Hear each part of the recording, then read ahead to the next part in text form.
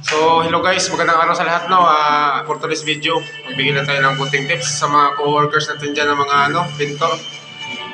Sa pagmamasilya guys, dapat hindi pa konti-konti yung pahid natin pa ganun-ganun. Pa ganun-ganun.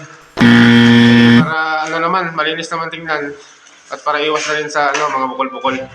Dapat yung pagpahid natin ng masilya, pagbata ka natin, first coat pa lang, dapat patuwid lang siya o kahit pahaba, tulad dito, first coat pa lang pero malinis na tingnan.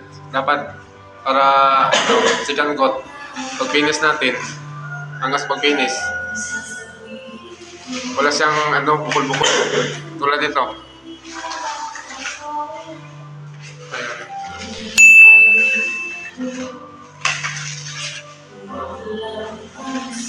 So, ganun dapat, hindi yung ganun para iwas na rin sa Patay mo yun. Patay mo. para iwas na din bukol-bukol. So, ayan ang sa ngayon guys, para sa susunod natin na video.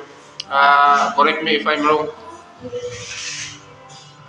Comment below guys for the next video. Thank you.